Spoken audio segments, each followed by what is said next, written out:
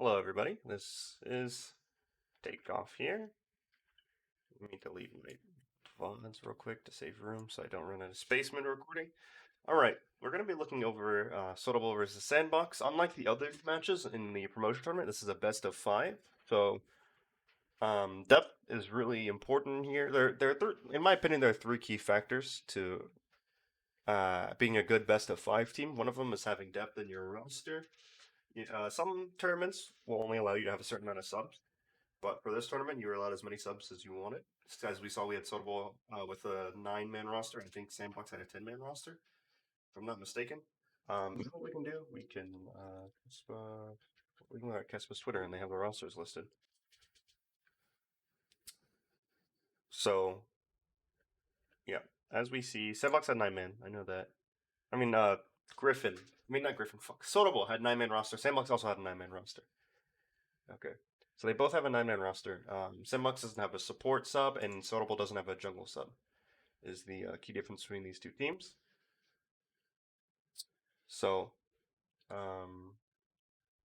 let's talk about the starters in specific. First of all, let's go to Seorabeol. Their bench players almost never play, so their depth is kind of just irrelevant here. I'm pretty sure they have no interest in playing their subs at any point. Which that's going to be very important later in the VOD in the third VOD review. It's going to be very important. Maybe let's not look at the promotion tournament stats. Look at their CK stats. Their promotion tournament stats are a bit yikes. And actually, that'll be important. Let's look at the gap between the two. So if we look at their Challengers Korea stats, we see that they're very impressive. They have very impressive KDAs. They have good win rates. They were the best. They were the best team in Challengers Korea.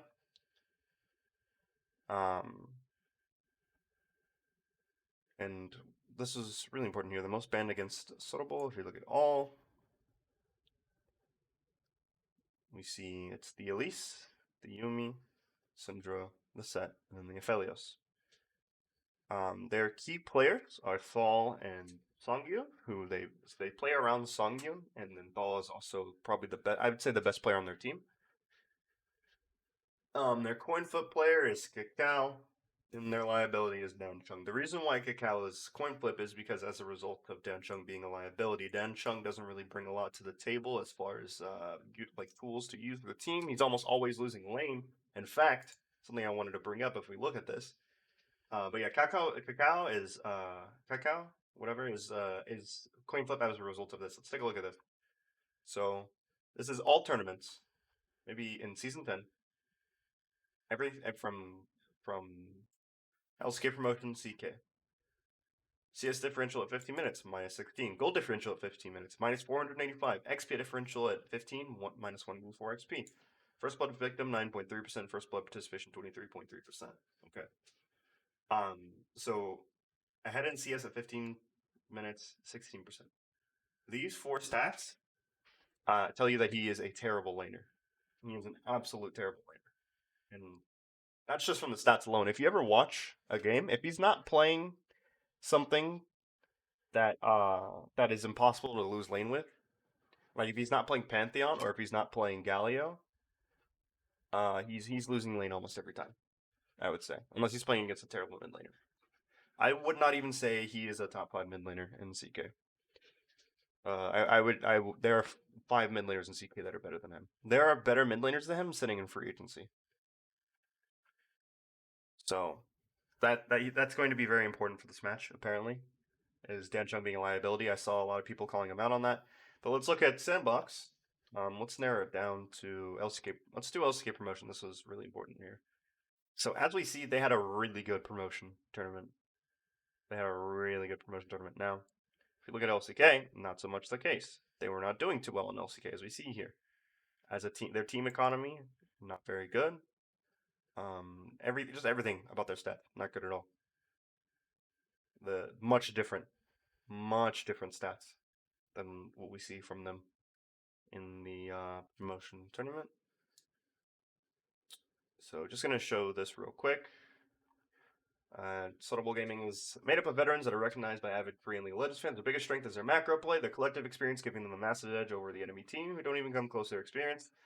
They only have one flaw, but it's a big one. They're all washed up. As a result, when you play against teams with a younger core roster, such as Spear Gaming, Azera Gaming, or Breon Blade, they will sometimes struggle. That absolutely was not true for this tournament. They had terrible macro play and decision making, and it made me look like an idiot. So I'm a little bit upset about that.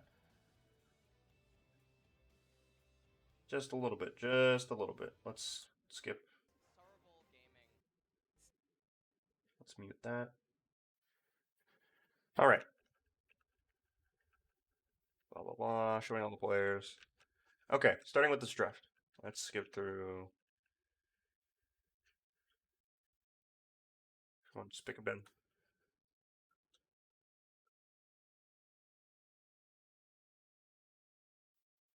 Come on, you can do it. Okay, so these are the bins. You have Galio, Syndra, and Set for Sandbox. And you have Jace, Aphelios, and Olaf for Sotobo. Now, Sotobo are taking the approach of that I think Dynamic should have taken, but it doesn't matter because they won. This is the approach that Griffin should have taken for sure. Is negating out Danshung's champion pool, because if you do that, Sotobo don't have a mid laner, and you're fighting, and the game becomes 4v5. So look at the rest of the draft though. Varus priority is very common. Not a big fan of it, but the biggest thing about it is the flexibility. I'm a fan of it in CK because a lot of CK mid laners will play the Varus mid. I don't know if Fate. Well, Fate's a former CK mid laner. I bet he'd like to play Varus mid. But Varus has lots of versatility as far as how he's going to fit into your comp. You can play him poke or you can play him on hit, and you can build a comp around either one. So very standard is the Misfortune jungle pick for Sotobo. It's a very standard first side red first pick. Cacao playing the Elise. It's his most played champion. It's his most banned champion as well.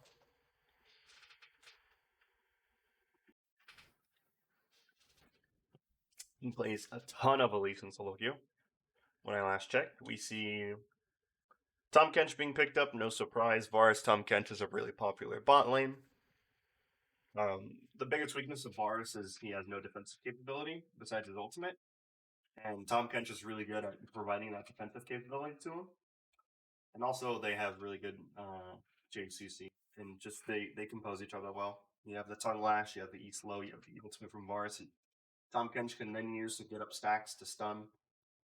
And then you can get up more stacks for the W. And just it's really good composition between the two. A lot of people aren't fans of the Tahm Kench support. I'm not the biggest fan of it, but I think in certain lanes, like this one, where you're playing into the Misfortune, and the Elise especially, I think Tahm Kench is really good to have here. Aatrox is a good pickup, especially because they got to get in the second rotation.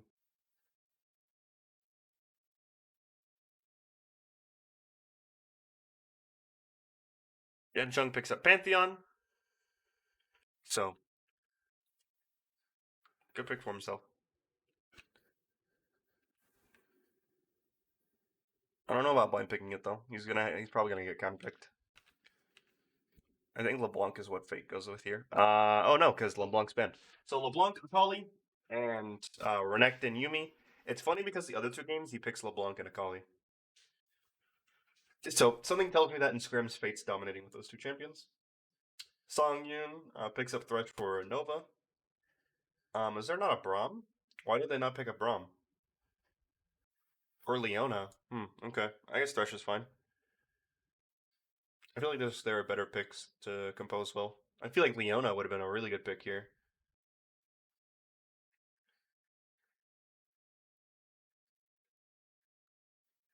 Fate plays Zoe, that's what it is. So it's the Zoe pick, and the last pick is On Fleek playing Sejuani. Sejuani, I think, is a good pick if your jungler tilted. It's like the Malzahar mid lane.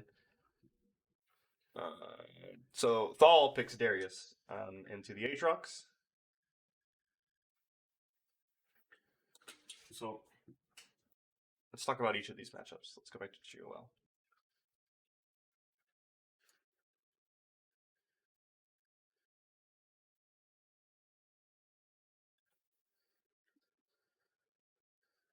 Let's leave that open. Oh, I need to sign in. Hold on. Oh, I forgot to do the robot check.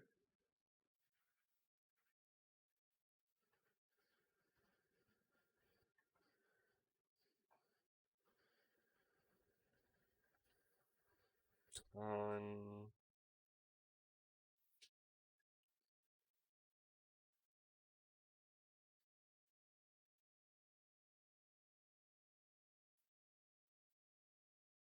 Oh, no, I don't want national either. Refresh. So looking at top league, which is the LPL, LCK, LEC, LCS, and then MSI and Worlds, which was no MSI and Worlds, so that's not really important. If we look at the Darius matchup, Aatrox 75% win rate, and typically wins lane into the Darius. The other pick is the Zoe into the Pantheon. As we see here, 43% win rate, but almost always wins lane, it seems. I think that's what those stats are. Yeah, goal differential. But yeah, it seems like, holy shit, that's a giant goal differential. So yeah, the hell just at me? Oh, it's announcements.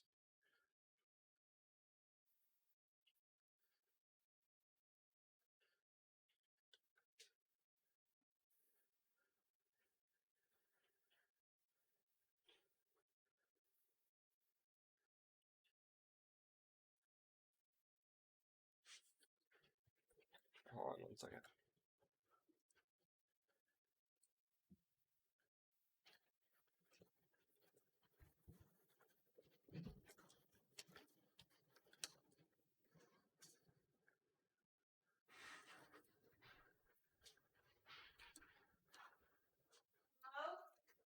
Hello. You know the result, right? Yes, I do. Yeah, I know the result.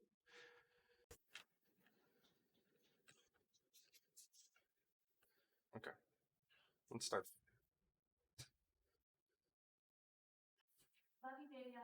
Love you too.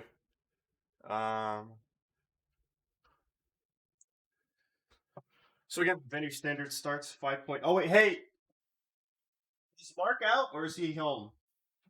Mark's here. Oh, okay, never mind. I was gonna ask if we could eat Starbucks.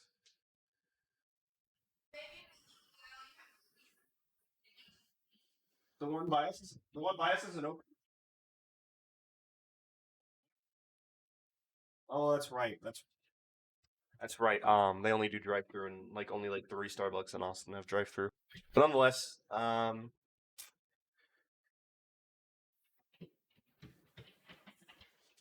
very standard start, like I said, from both these teams. It's 5 point. They both don't really call for invades. You could argue that Sotobol's comp could invade because they have the Pantheon and the Elise stun, but they have no interest in invading. It appears. Oh, my head hurts so bad.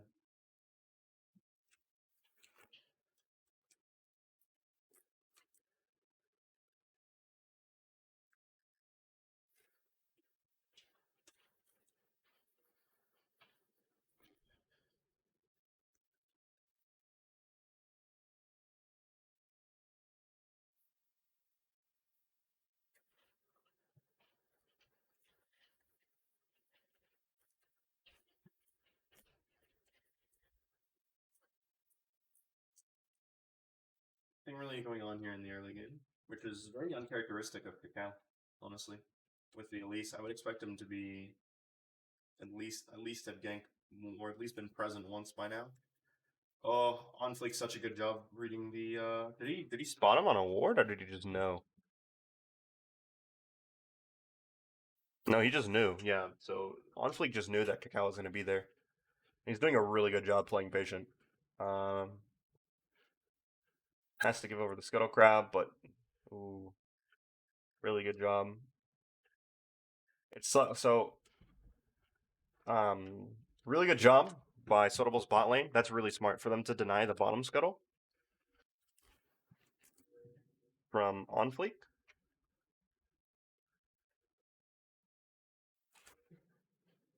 How did Sotable lose this? They're playing so well so far. Dahl's winning top lane. They're about to dive him, but I think he gets away. Here's the thing, yeah. How did he see that coming? Holy shit! Oh, they wait. Oh, it's just communication. It's just really good communication from Sandbox.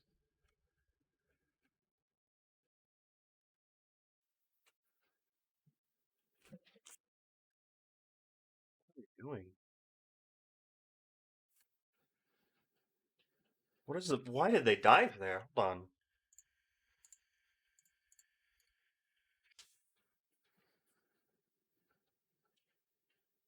Did they feel like they had? Did they feel like they zoned away Fate? Hmm. So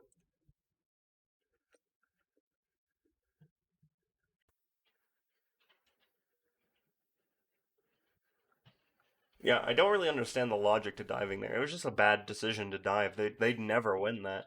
Fate, they didn't even zone away Fate all the way away to where, because the thing is, Summit's baiting them to that side of the tower. They're gonna jump on him. He's gonna dive towards Fate. So this is now a 2v3 under the turret, and that's just you don't fight that 2v3. If that were even taking place in jungle, you don't fight that because you don't know where on fleek. Well, you know on fleek is mid, but he's rotating up now 100%. You don't take that fight. You lose that, even if that fight is happening like here, and on fleek is like here, and he's like further away, like appropriately between the distance here, and they know he's on the way. You still don't fight that, and not only that, you're doing it under a turret.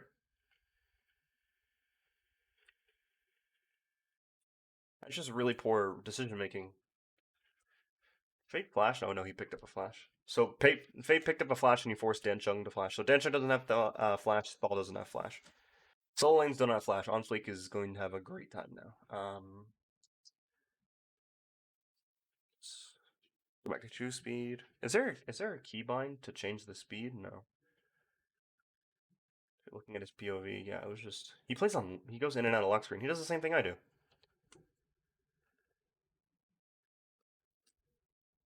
Yeah, that was such a terrible decision to dive.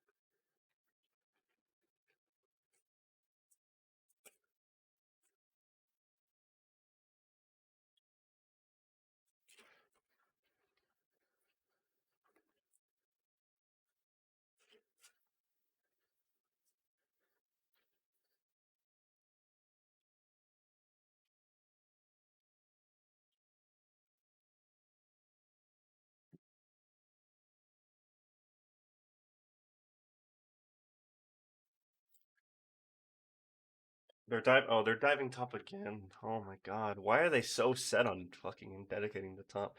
It was a good dive though. So Danchung walks up, Kakao is a good position. He calls him missing and he backs off as soon as he does, but it's just too late. Ball has full bleed stacks. Summit's dead. Probably shouldn't flash, should have just accepted his death. Guess he wanted to waste Danchung's time. Um, that was terribly played by Summit. He definitely shouldn't have flashed there.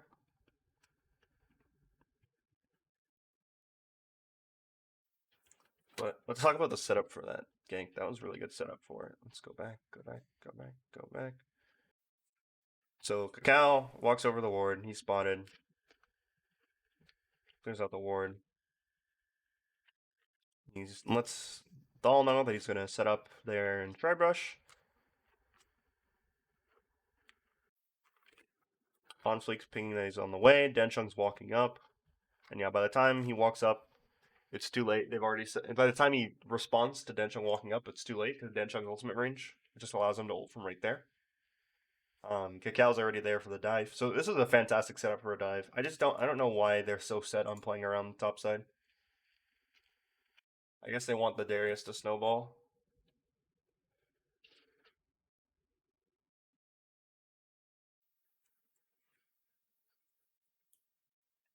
I don't know. I'd be trying to neutralize either mid or bot myself. Probably because like probably mid actually because I feel like Varus and Aatrox are gonna scale no matter what. But it's possible to shut down a Zoe. It's very possible to do that. So they're teleporting here. So it's a 3. So I don't understand the teleport because now you forced yourself into a 2v2 or 3v2 that you're probably not going to win because On Fleek still has ultimate and Gorilla has exhaust. So yeah, what is the point? Okay, let's look at the moment that he decided to teleport. Right there, he decides to teleport. Cacao is walking slow, even though he's in spider form. So I don't understand how you couldn't tell that you're now going to be fighting this 3v2. And you're stuck in a really awkward position here by teleporting there. Teleporting. Did he have a? I had a ward. Why did he not teleport? When did that ward get placed? Yeah, why did he not teleport to that ward? That would have been such a better teleport because then he would have been there. He would have been right there at that moment, and he probably could have at least gone 1-for-1 for his teleport. But now, as a result, he has to walk into them instead of already being there. So he gets chain CC'd, and it's just they almost don't kill him too. That's the weirdest part. Gorilla shouldn't have eaten him. He should have just waited for the stun to go away and then stunned him because he doesn't have flash. I don't know about eating him there. I don't know where route's aiming with that Q. Jeez. Go times 2.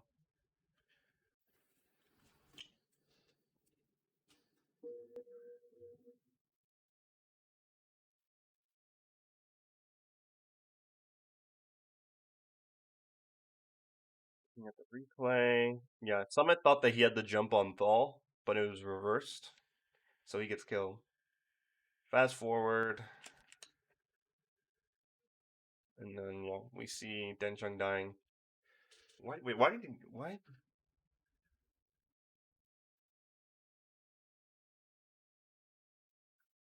would he greed over the plating like that? Did they not have vision?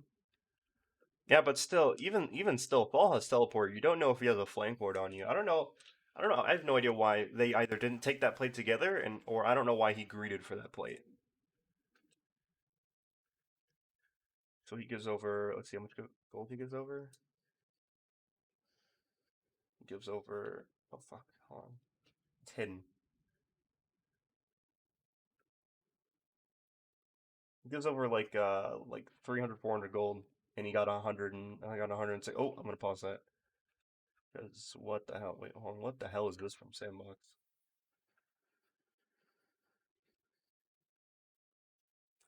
Let's take a look here.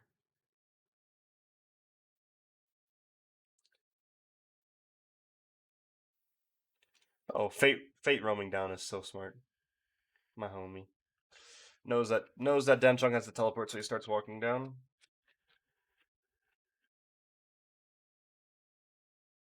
Oh, that was actually really clean by Denchong.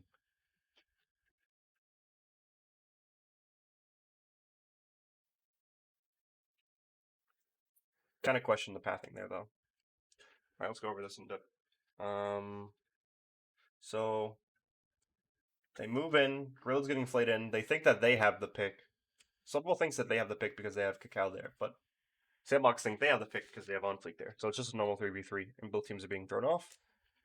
They dedicate to their target, which was Nova. Cacao becomes a secondary target, but they have to fall back because it's now they're at a disadvantage. That flash was just so fucking good from Danjon. Holy shit! Avoids the Q from Fate and just spears Gorilla to death. Let's talk about what he did afterwards, though. So he flashes forward. Right there, should have walked away. Should have walked away at that moment. If he walks away and aims his shield and on Fleek and Fate, he lives. Even if Root didn't teleport there, I mean, didn't flash, not teleport. Even if Root didn't flash there, I don't think he dies. This oh, there's no. Oh my. There, there. What the fuck was that from On Fleek? Wait a minute. That's the second time I've seen. That's the second time I've seen. Well, no. Granted, he didn't. Sangyun had to flash for that, and then also the pop from the ultimate ended up killing Kakao. That's hilarious. That's actually a fucking 2 billion IQ ultimate from On Fleek. A little bit early on the Herald use there, and it's a really bad position for it too. That Herald's not gonna kill the turret, but I think they kill the turret themselves. Oh, they did what? Hello? No?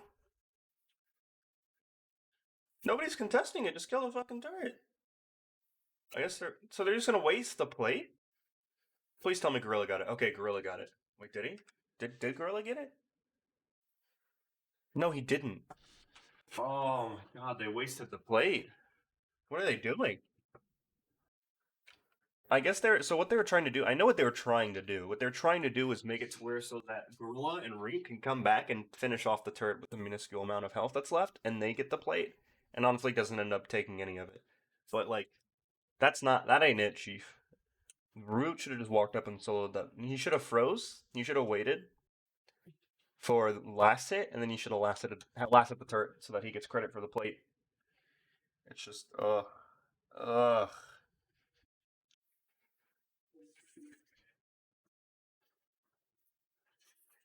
Oh, we can look at the replay fully now. So yeah, they dedicated to Nova. That was a interesting Misfortune ultimate. I feel like if he would have aimed a little bit more that way, maybe like if it was a tad bit that way. But again, ability control. It's a really key mechanic for ADCs, especially when you're playing Misfortune, and Sangyun lacks that. Well, they're fighting in the jungle here. They're behind. They can't fight in choke points.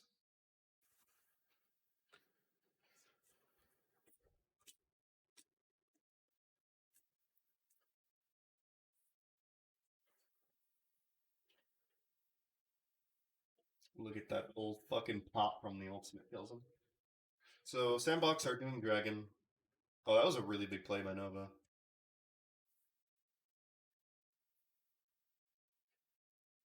They still lose this fight?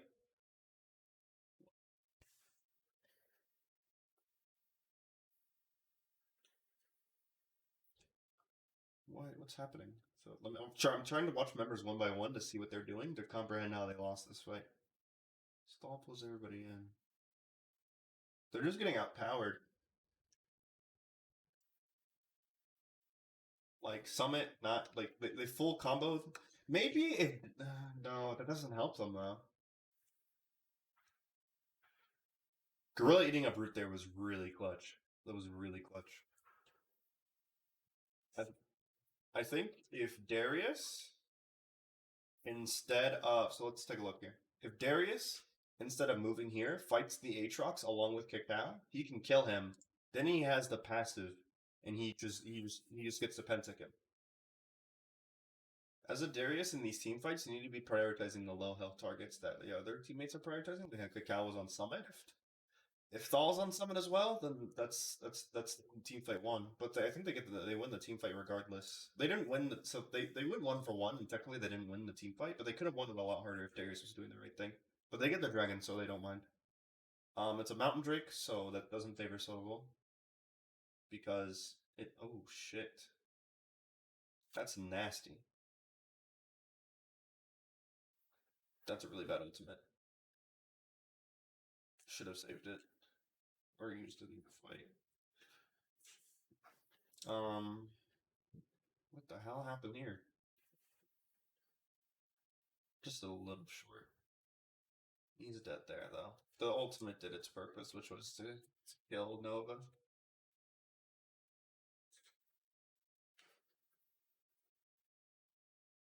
Did I change my stream title? I don't think I did.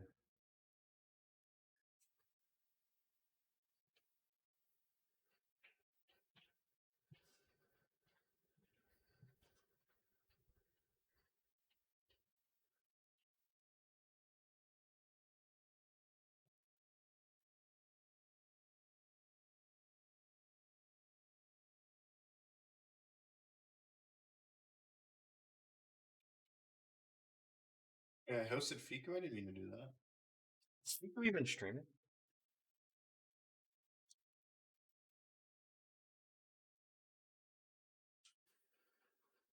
No. Yeah, that was weird.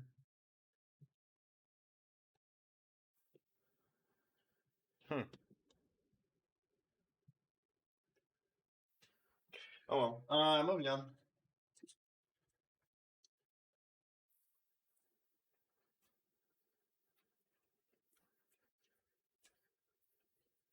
Yeah, really good job by Nova there.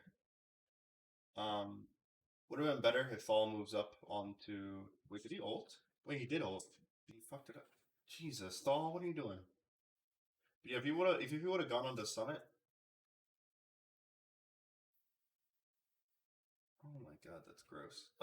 If you would have gone on the summit and ulted him and then gotten the passive for the ultimate and for his passive, easy peasy lemon squeeze.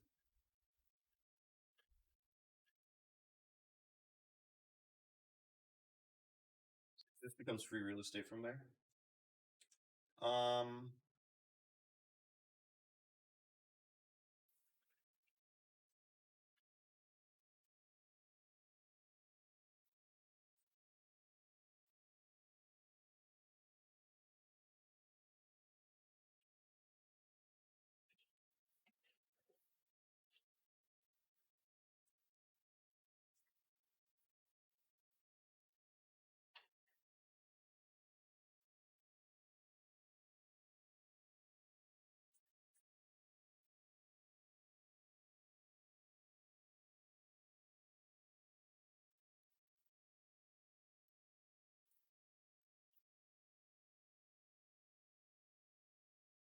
spaced out. Sorry.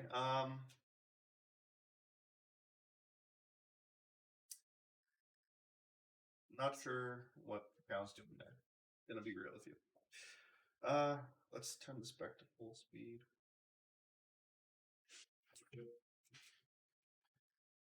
So as we see, Sandbox gets significantly more money from plating, which is part of the gold league. Yeah, this is just not. This is just a lost game at this point. This is so we're at the 15-minute state. Let's talk about everything. Aatrox is even with the Darius right now.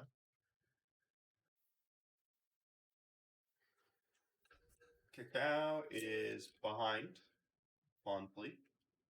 Fate is very much so ahead of Dan Chung. Song Yun is behind, very much so behind Root. And I'm pretty sure that that support gap is pretty big as well. So gold, not as big as the other ones, but yeah. XP point. Are they gonna show gold? That'd be nice.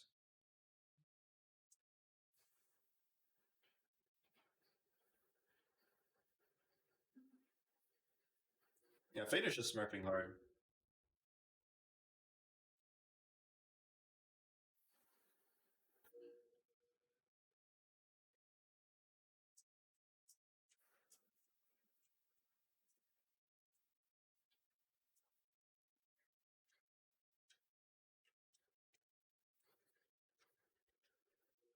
Yeah, I told LF, yeah, I think you have to admit that Fate's better than Rim now, because Fate put Sobel in the coffin. Fate just fucking ripped open the coffin of CK and fucking Batista bombs Sobel right in there.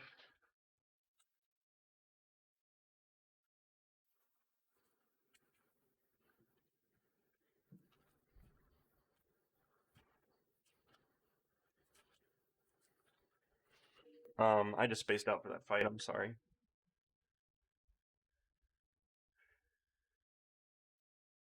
Okay, so a lot of pings happening. Everybody wants to fight this. A lot of pings coming from both sides. They both really want to fight this.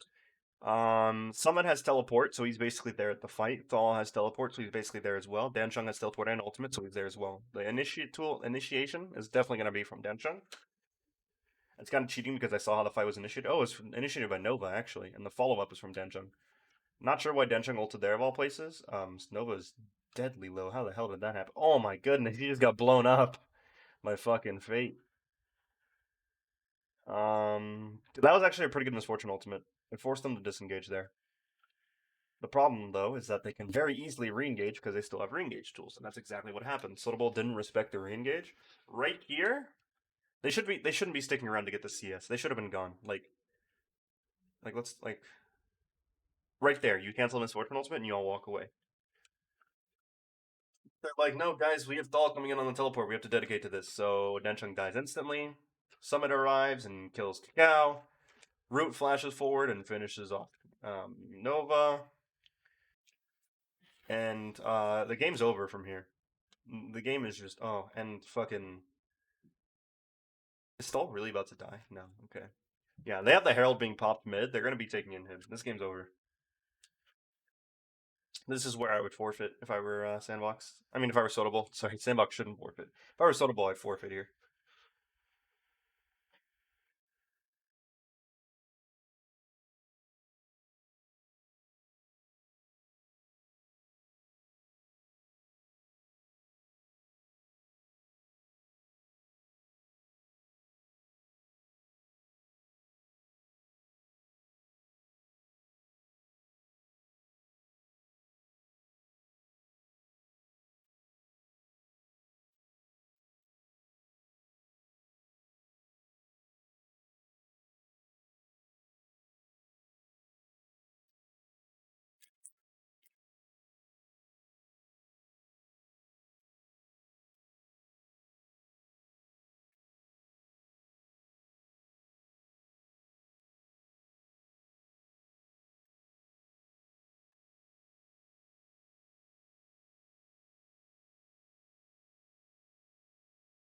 Why am I on times two? Actually, I think this is something's about to happen here between Thal and Summit.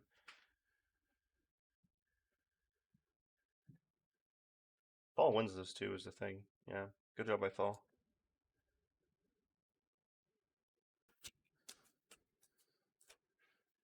Let's see here.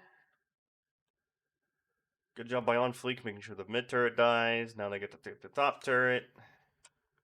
This game is just very much so over. Is he sitting on a ward? No. Sitting on his own ward maybe, but not the enemy ward. Goal difference at 10. Holy shit, look at that. 2.8 at 10, 7.2 at 15, and then 10.7 at 20.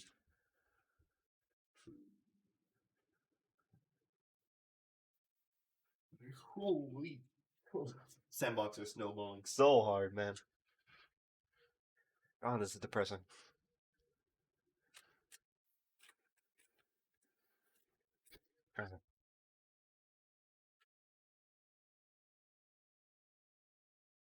You know, something that this promotion tournament was about. I know I'm not gonna talk about that. I'm not gonna talk about that. I'm gonna just keep. I'm gonna.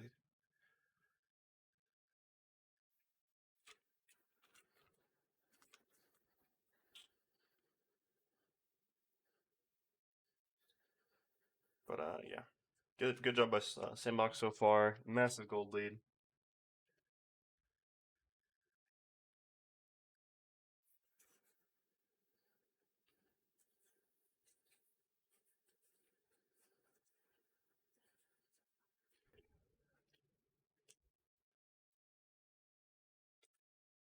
That was a yikes ultimate from On Flake.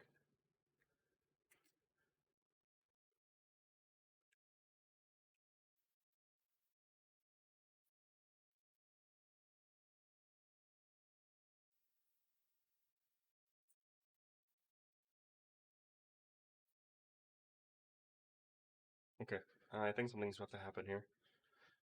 Oh, never mind. They're rotating on the dragon. So, already this is bad. That Sorobo's allowed 10 bucks to get 2 mountain dragons. They are preventing any way from Sorobo to get back into this game. They're just choking the life out of them with these dragon takes.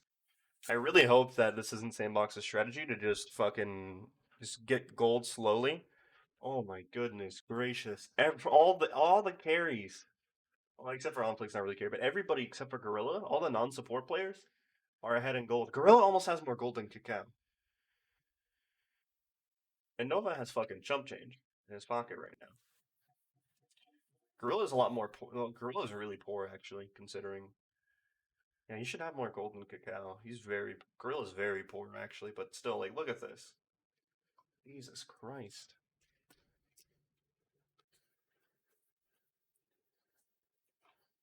Like, Sandbox are just fucking just dumpstering Seorabeol. It's sad to watch.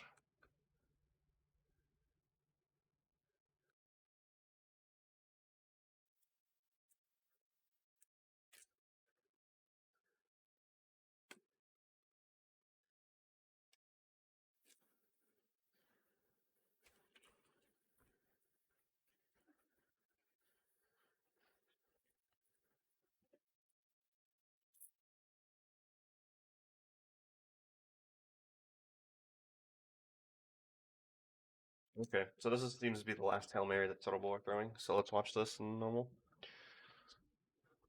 And the fact that their last Hail Mary is coming off of the fact that their support's getting picked is not good. It's already not a good sign. That's a very greedy clear by Nova. Gets hit by the trouble bubble, flashes over, but he's dead. Oh, he's not actually.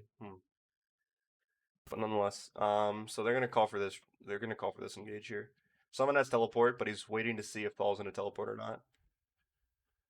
Yeah, they want to fight this. Where's that ultimate going? Oh, it's going behind them. So Thal and Damchung are trying to play back to front, it appears. The problem with that, though, is that now all your front line is in the back line, and your ADC has nobody to protect them, and so neither does Kakao. So Kakao and Songyun are in a very awkward spot because your front line's in your back line. Why Thal is fucking trying to fight fate over here, and fails miserably at that. And then now you now it's just why would you? Ugh, why would you send both your healthy frontliners to the back line?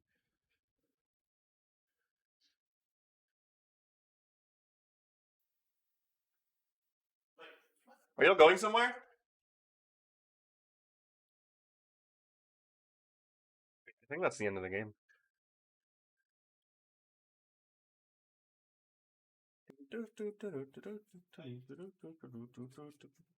They take one inhib, they take two inhib, they can rotate bot and take the third inhib. I think that's what the plan is. This is the plan. Oh, they want to fight here actually. Cacao's caught. Cacao is caught. 100%. Has to repel back down onto them. I think they have to leave though. They have to reset off of that. Oh no. This is not the fight.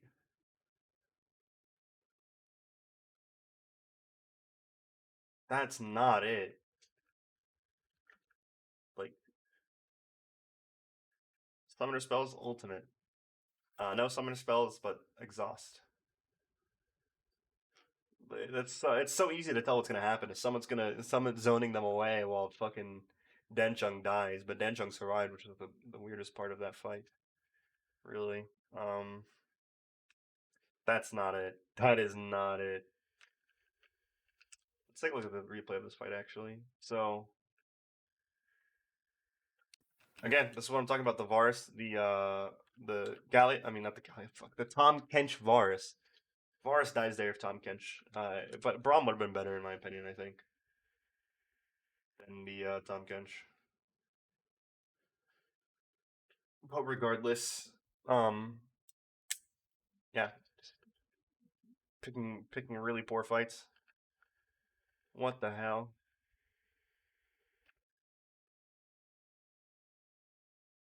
Why does he walk back to the trouble bubble? Why does he go back to the trouble bubble?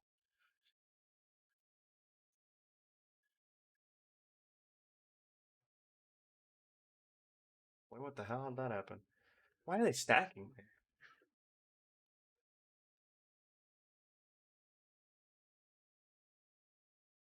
Yeah, it's just really picking really bad fights. You're too behind to be fighting 3v5 like that.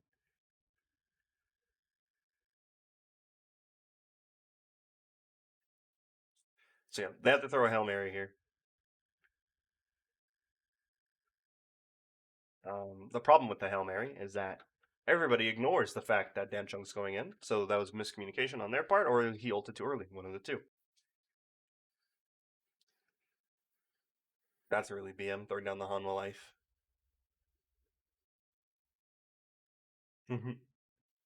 God, that's so BM. Look at Summit, he just doesn't fucking care. He's gonna die here, though.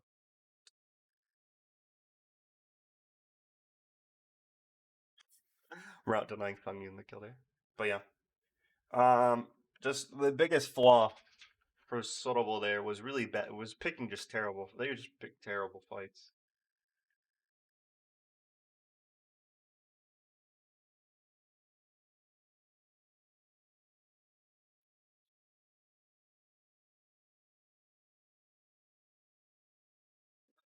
There, I was like, why is Jamie there? I would have been sad if Jamie was there. Jamie should. I'm glad Jamie wasn't there. That would have been really sad for him to have to be there live to watch that. That would have sucked.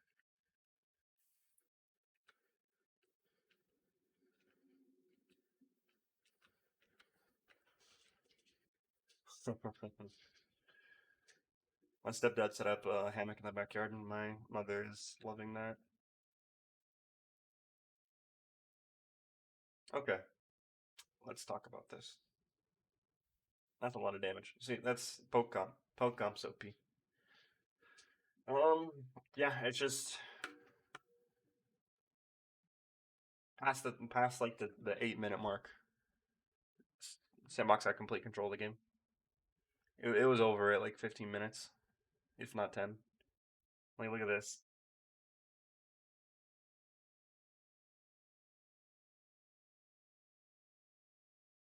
It was either even or uh, Sandbox had a massive lead. Just one of the two all game. But yeah, Durudunga. The problem with Sotobo game one was really bad decision making overall. Poor macro, poor fight takes. Um, that they just Sandbox didn't even do anything really to win the game. It's just they played normally and Sotobo played poorly. But we'll see game two. Maybe Sotobo can impress me. We'll see.